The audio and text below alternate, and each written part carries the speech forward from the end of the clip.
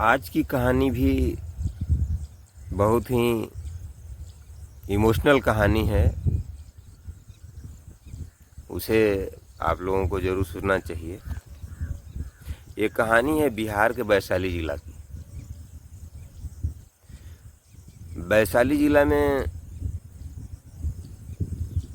एक लड़की होती है जिसकी 2 और बहनें होती हैं, और ये 3 बहनें ही थी। और तीनों बहन में मनीषा सबसे बड़ी थी। मनीषा सबसे बड़ी थी और पढ़ाई लगभग वो ग्रेजुएशन कर चुकी थी। तो ग्रेजुएशन के बाद उसके पिताजी ने कहा कि बेटा अब समय हो गया है, हम तुम्हारी शादी कर देते हैं। तो मनीषा के पिताजी लड़का खोजने के लिए चल देते हैं और वैशाली ज़िले में ही उन्हें एक परिवार मिलता है जिसमें एक ही लड़का होता है और उसके माता पिता होते हैं। ज़मीन भी पर्याप्त थी, उनकी एक परचून की दुकान थी, वो भी बढ़िया चल रही थी। तो जो लड़के के पिता थे वहीं परचून की दुकान अपना देखते थे। बहुत बढ़िया परिवार था, तो देखने में अच्छा था, लड़का भी स्मार्ट था। तो शादी कर दी गई। शादी होने के बाद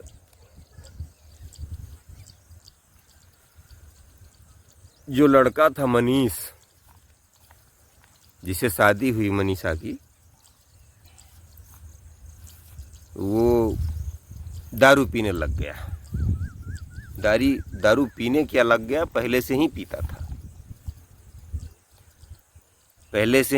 था। तो पीते पीते रोज आता था तो मनीषा से झगड़ा करता था। फिर मारपीट करने लगा। तो मनीषा ने अपने सास ससुर से शिकायत किया कि ये जो लड़का है आपका, ये बहुत बिगड़ चुका है, इसको समझाइए आप लोग कि ये दारू ना पिए। इसके साथी दोस्त कोई किसी का काम नहीं आएगा, ये दारू पी रहा है। तो जब भी मनीषा अपने पति को समझाती कि ये जो आप दारू पी रहे हैं, दारू मत पीजिए, और जो आपके साथी दोस्त हैं जो आपको पीने और पिलाने के लिए मजबूर करते हैं, ये लोग आपका साथ नहीं देंगे। तो मनीष कहता था कि ये लोग हमारे सच्चे वाले साथी हैं, सच्चे वाले दोस्त हैं, ये लोग हमारा साथ ज़िंदगी भर देंगे, तुम क्या समझोगी औरत की जात। तो जब भी वो दारू पी कर आता तो मारपीट करता। एक दिन बहुत ज़्यादा मारपीट कर दिया। तो ये मनीषा जो है अपने पिताजी को फ़ोन करती है और उसके पिता जो है आते हैं और मनीषा को अपने साथ ले जाते हैं। मनीषा इधर मायके चली जाती है, लेकिन मनीषा का विचार यह था कि अगर ये मनीष दारू न पीता तो बाकी उसमें कोई कमी नहीं थी। ये दारू नहीं पीता तो बहुत अच्छा परिवार था, सब कुछ है, खेत है, दुकान है, घर है, सब कुछ अच्छा है, सास ससुर भी हमारे अच्छे हैं। इसी में केवल सुधार हो जाता तो अच्छा हो जाता। लेकिन इधर मनीष को जो उसके दोस्त से सब भड़का देते हैं कि तुम्हारे पास इतनी धन संपत्ति है, घर है, बिजनेस है, तो तुम तलाक की अर्जी दाखिल कर दो। तो मनीष जो है तलाक की अर्जी दाखिल कर देता है। कोर्ट में जब तलाक की अर्जी दाखिल हो जाती है तो जज पूछता है मनीषा से कि क्या तुम तलाक लेना चाहोगी। तो लड़की मनीषा कहती है कि मुझे सिर्फ एक ही शिकायत है कि मनीष जी सिर्फ दारू छोड़ दें, वो दारू पीना छोड़ दें तो हमको और कोई शिकायत इनसे नहीं है। यह सुनकर जज कहता है कि तो मनीष तुम दारू छोड़ दो, दारू छोड़ दोगे तो तलाक की नौबत नहीं आएगी। अभी तो तुम लोगों की नई नई शादी हुई है, क्यों तलाक लेना चाहते हो? तो मनीष कहता है कि मुझे इसके साथ नहीं रहना है, मुझे तलाक ही लेना है, मैं तलाक लेना चाहता हूँ। अंत में 1.5 साल लग जाता है। 1.5 साल के बाद अंत में दोनों का तलाक हो जाता है। तलाक हो जाने के बाद फिर ये और ज़्यादा दारू पीने लगता है मनीष, और माता पिता बूढ़े हो जाते हैं। इधर मनीषा से तलाक हो गया। मनीषा से तलाक होने के बाद मनीष के पिताजी काफ़ी दुखी होते हैं, और वो इसी हेडक में, बहू से तलाक हो जाने की हेडक में, वो तमाम बीमारियों के शिकार हो जाते हैं। और कुछ ही दिनों बाद वो गुजर जाते हैं। उनको गुजरने के बाद मनीष को और परेशानी हो गई, और इसको गम सताने लगा, तो ये और फिर जो है दारू पीने लगा। और इसी दारू पीते पीते अंत में जो इसका खेत था, इसके साथी दोस्तों ने सब लिखवा लिया। और अगर 20 लाख का खेत होता था तो 2-4 लाख रुपए दे करके, 5 लाख रुपए दे करके सब लिखवा लेते थे। कहते थे 15 लाख रुपया बाद में ले लीजिएगा। और ये बहुत ही लापरवाह किस्म का आदमी था, और लोगों पर भरोसा कुछ ज़्यादा ही करता था। और इसने जो है पूरा धन जो है इसी तरह से सब लिख दिया, बेच दिया। और बेचने के बाद किसी ने इसका पैसा वापस नहीं दिया। जब इसको पैसा नहीं मिला तो ये काफ़ी परेशान हो गया। फिर इसकी दुकान में भी इसके जब पिताजी देखते थे तो वो उधार किसी को नहीं देते थे, लेकिन मनीष दुकान पर बैठने लगा तो ये लोगों को उधार देने लगा। और जो लोग उधार लेकर गए वो फिर दोबारा नहीं आए, और इसके यहाँ अगर आए भी तो फिर उधार ही ले गए। और इस तरह से दुकान भी टूट गई, खेत भी बिक गया, सिर्फ घर बचा था। तो एक बूढ़ी और बीमार माँ ही इसकी बची थी। इसको कुछ समझ में नहीं आया, तो ये जो है कुल्फ़ी का ठेला लगाने लगा। तो वहीं पर तहसील परिसर में, वैशाली ज़िले में ही एक तहसील होती है, तो तहसील परिसर में ही, तहसील परिसर के गेट पर जो है वह कुल्फ़ी का ठेला लगाता था। सुबह 10 बजे लगाता था, तो शाम को 4-5 बजे तक, जब तक भीड़ भाड़ रहती है तब तक लगाता था, तो खूब भी उसकी बिक्री हो जाती थी। और इधर इसकी ज़िंदगी धीरे धीरे ऐसे ही कुल्फ़ी लगा करके, पैसा कमा करके धीरे धीरे बीतने लगी। और उधर जो मनीषा थी, मनीषा अपने पिता से कहती है कि पिताजी मैं पढ़ना चाहती हूँ और तैयारी करना चाहती हूँ। तो उसने बीपीएससी की तैयारी करना शुरू कर दिया, और बीपीएससी में ही तैयारी करते करते करीब 2 साल 3 साल बीत गए। 2-3 साल के बाद उसको सफलता मिल गई, और वह तहसीलदार के पद पर तैनात हो गई। मनीषा इधर तहसीलदार हो गई, तो जो है दूसरे ज़िले में रहती थी। और बाद में उसका ट्रांसफ़र जो है वैशाली ज़िले में हो जाता है। और जहाँ उसका ट्रांसफ़र होता है उसी तहसील में जो है वो काम करने लगती। तो उसके जो मतलब अर्दली थे, अर्दलियों ने बताया कि मैडम ये जो सामने वाला है कुल्फ़ी लगाता है, इसकी कुल्फ़ी बड़ी अच्छी होती है। बहुत ही साफ़ सफाई से बहुत बढ़िया कुल्फ़ी बनाता है। तो मैं आपसे निवेदन करूँगा कि आप चल कर के एक ठो कुल्फ़ी खा लीजिए उसके यहाँ। तो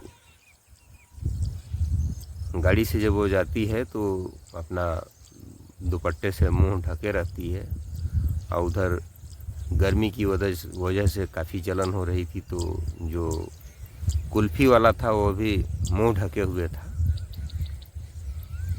तो कुल्फ़ी लेती थी और खाती थी मनीषा और चली जाती थी।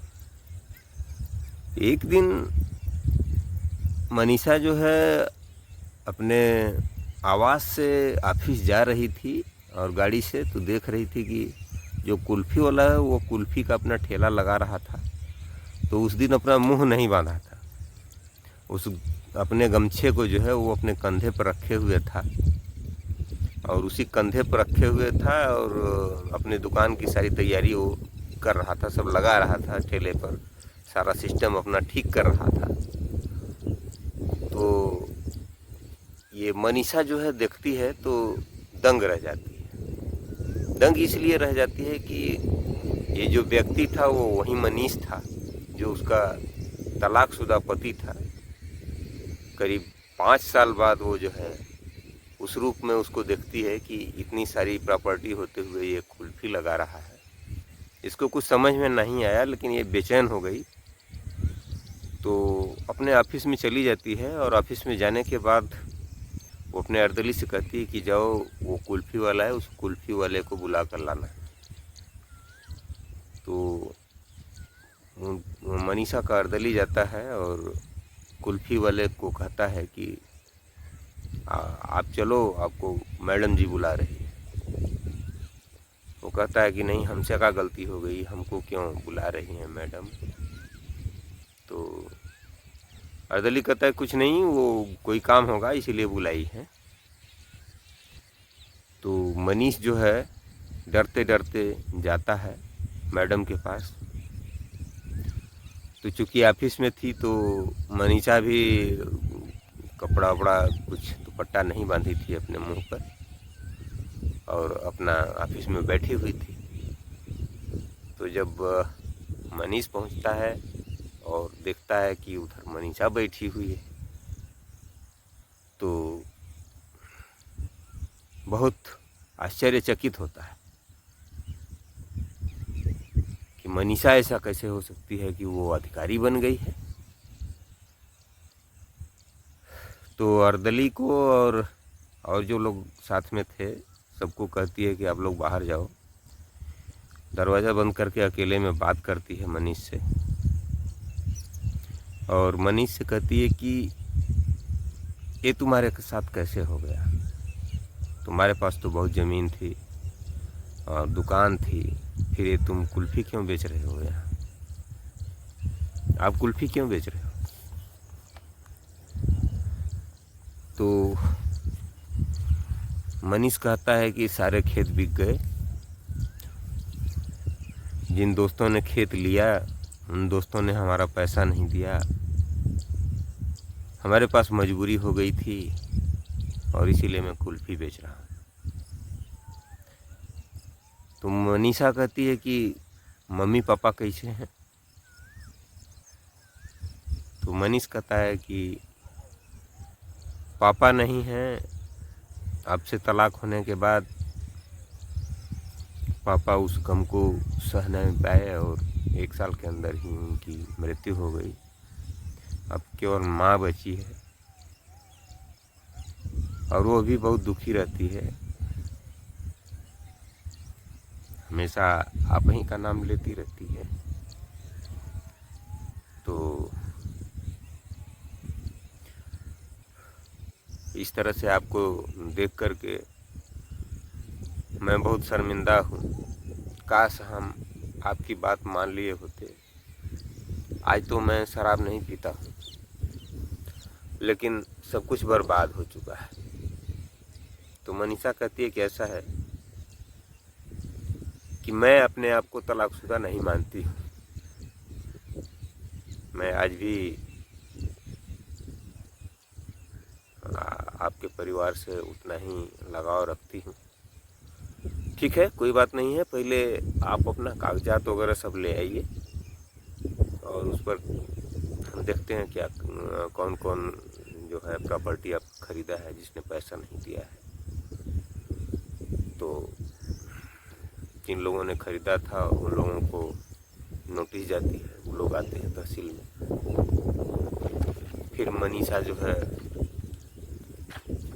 उन लोगों से पूछती है कि आखिर आप लोगों ने पैसा क्यों नहीं दिया। तो लोग कहते हैं कि अब हम लोगों के पास पैसा नहीं। तो मनीषा कहती है कि इस बैनामा को कैंसिल किया जाता है और आप लोगों का जो पैसा है सबका पैसा दे दिया जाएगा। तो सबका पैसा दे दिया जाता है और सभी बैनामे कैंसिल कर दिए जाते हैं। क्योंकि वो लोग पूरा पैसा नहीं दिए थे तो सारे बैनामे कैंसिल हो गए और मनीष को सारी प्रॉपर्टी मिल गई। और इधर मनीषा जो है मनीष से कहती है कि जब तक सब कुछ क्लियर नहीं हो जाता और आपकी प्रॉपर्टी पर पूरा कब्जा नहीं हो जाता तब तक किसी को ये पता नहीं लगना चाहिए कि हमारा तुम्हारा संबंध क्या है। ऐसा ही हुआ, मनीष ने पता नहीं लगने दिया और जब सब ठीक ठाक हो गया, खेत उसका वापस मिल गया, दुकान भी वो अपना जो है चलाने लगा। और उसके बाद जो है मनीषा फिर एक दिन मनीष को बुलवाती है। मनीष आते हैं और दोनों में समझौता हो जाता है। फिर दोनों मंदिर में शादी करते हैं दोबारा। और मनीष जो है मनीषा को लेकर घर पहुंचता है। तो मनीष की माँ जो थी वह देख करके मनीषा को बहुत खुश हुई और खुशी के मारे उसके आंसू छलक पड़े। और आज मनीष और मनीषा का परिवार बिल्कुल खुश और सुखी है। तो ये रही आज की कहानी मित्रों। हमारी कहानी सुनाने का मतलब किसी को दुख पहुंचाना नहीं, किसी की भावनाओं को ठेस पहुंचाना नहीं था। यह सिर्फ आप लोगों को जागरूक करने के लिए हमने कहानी सुनाया कि शराब बहुत परिवार को बर्बाद करती है। तो शराब से दूरी बनाए रखें पूरे जीवन भर। अगर आप शराब नहीं पिएंगे, नशा नहीं करेंगे तो आपका जीवन और पारिवारिक जीवन, स्वास्थ्य संबंधित सब कुछ जो है ठीक ठाक रहेगा और आपका जीवन बहुत सुखमय रहेगा। इसी के साथ मैं आप लोगों से इजाज़त चाहूँगा और कल रात 8 बजे फिर मैं आपसे मिलूँगा एक नई कहानी के साथ। तब तक के लिए आप हमको इजाज़त दीजिए। नमस्कार, धन्यवाद, जय भारत।